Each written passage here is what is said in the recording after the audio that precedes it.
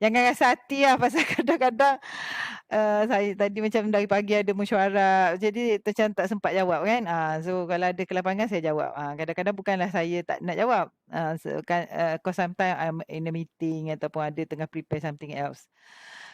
So ada orang tanya yang cinch dengan solution. Dia memang solution tu tak betul sikit lah. Pasal tu format saya ambil solution daripada solution dari segi figure I don't think ni, tapi dari segi format tu tak betul sikit. Cause I use yang solution tu saya just ambil daripada buku. They use international format. Tapi you kena guna yang J Lazar punya format. So tak apalah, you ambil net profit before tax. Buatlah macam J Lazar tu. So you can check the figure je lah, movement kan. So boleh betulkan apa yang suggestion tu. So that is why kadang-kadang untuk bagi suggestion tu kadang-kadang kita kena tengok balik, tapi pasal saya pun kekangan masa, saya terpaksa bagi je lah dulu. You kena betulkan ni kan, betulkan balik.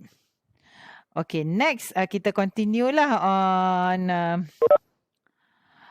on actually group of cash flow. We always start dengan cash flows from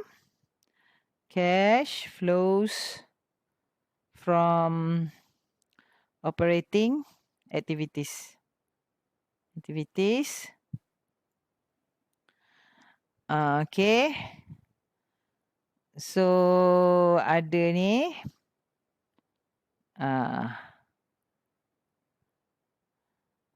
Okay. So you always start dengan net profit before tax. Net profit before tax. Net profit before tax. So dalam income statement kadang dia bagi panjang kan. So you kena tahu nak ambil yang mana lah. Kan. So you ambil yang net profit before tax lah kan. Sorry ya, dalam kes ni you ambil ada dua net profit before tax. Actually you kena ambil yang 148 net profit before tax, tapi selepas share of profits of associate company. Tengok-tengok dia tulis dua. You ambil yang ni. Yang ni lah sebenarnya net profit before tax. Masa you buat single entity tak ada isu sangat pasal there is no share of profit of associate company kan. So you boleh ambil je. Yang ni you just you ambil yang selepas dia campur share of profit of associate company. You ingat you belajar dulu kan, during your test 1, it was long time ago lah. If you remember, you need to campur dengan share of profit before tax. Share of profit of associate. So you akan ambil 148 lah. Okay. So 148.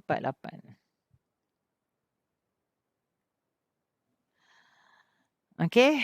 148 is actually 148 dia dah guna ni kan.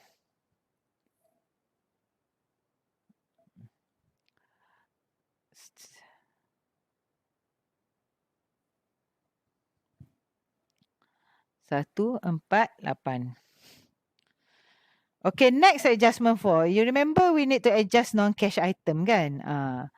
So adjustment for non-cash item.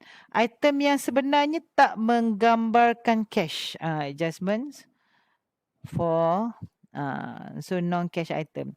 Kalau you tengok dalam sini kan, tak nampak kan? Tak nampak tax pasal dia masuk ke atas tu. Dia masuk sebelum 133 lagi dalam belanja tu. Tapi bila you tengok nota ada sebenarnya. There is actually group depreciation 30,000. Okay. So you kena campur balik sebab dia tak sepatutnya ditolak. Dia tak melibatkan cash. Okay. So depreciation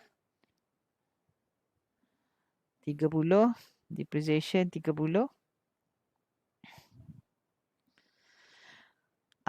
Lepas tu share of profit of associate. Pasal you ambil selepas ni kan. You ambil 148. Okay. You ambil 148. selepas you campur dengan share of profit of associate company kan.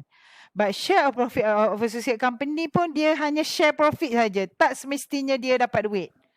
That is what I can tell you. Adik khabar dia share of profit. Tapi dia tak bayar dividen. Dia hanya dapat duit bila bayar dividen lah. So dia tak menggambarkan cash lah. So dah campur dia. You dah campur dia untuk you dapatkan. Dah campur 15 untuk you dapatkan 148. You kena tolak dia balik. Faham tak ni? Sekejap, nanti sampai satu stage saya akan tanya balik . Okay, so share of profit dia tak sepatutnya dicampur. So of associate, share of profit of associate. So dia tak sepatutnya dicampur, maksudnya you kena tolak lah kan. You kena tolak. Tolak dia balik. Okay. So kalau itu ikut format, lepas ni dapat apa? Tak ada dah benda lain kan? Kau tengok-tengok. Tak ada dah profit on loss on disposal. Kalau ada profit on loss on disposal ke gain on investment ke, you need to adjust. Okay? Because they are non-cash item. Okay, faham tak ni? So yang ni kita panggil apa ni? Saya pun tak ingat dah. Operating profit kan? Before working capital. Tengok refer yang buku chapter 5 tu. Operating profit. Before operating. Siapa nak volunteer boleh unmute yourself. Doktor.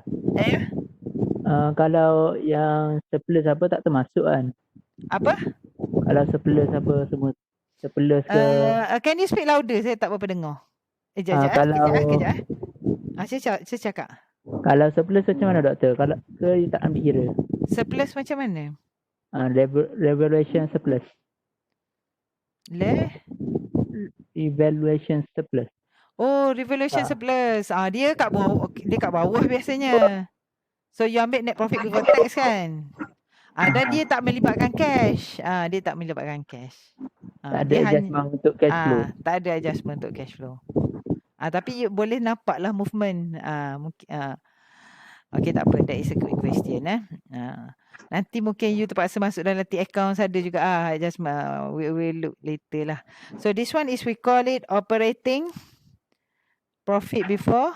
Operating profit ke operating income ke. Also operating profit before working capital changes. So you akan dapat actually jawapan ada dah semua.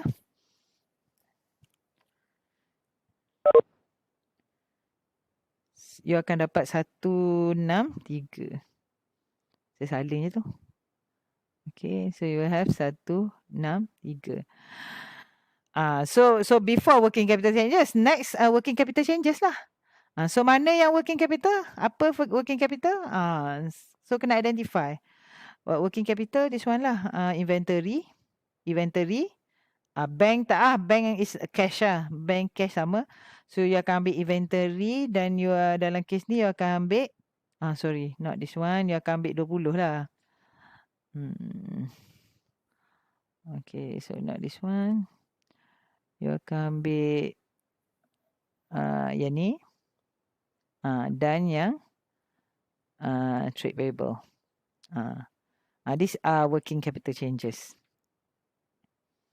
Okay.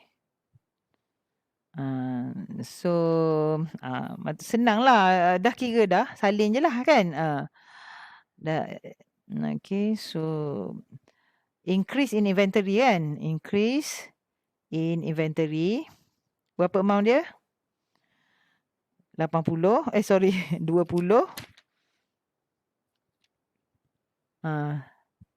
Tolak.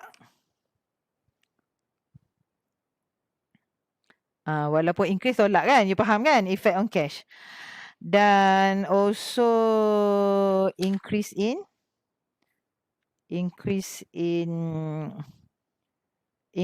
trade payable.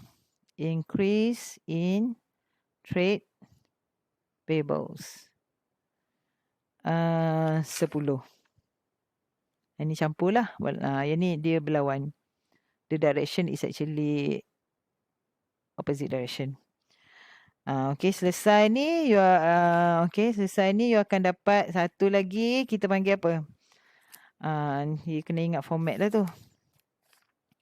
This one we call it cash generated from operation. Ingat format cash generated from operations. Lepas tu barulah yes. Doktor, if kata ada overdraft bank, overdraft okay, good question. Because kita tak jumpa lagi setakat ni kan. Overdraft game is cash equivalent dia panggil. So dia you akan dapat balance cash negatif. So anggap sebagai cash. Tapi bila balance nanti dia akan negatif lah, instead of positif seperti yang you biasa dapat, you akan dapat negatif. So cash equivalent, overdraft is cash equivalent. Dia kesetaraan tunai. Dia actually macam you letak duit dalam bank, you boleh ambil sampai negatif. It's a facility. Dia macam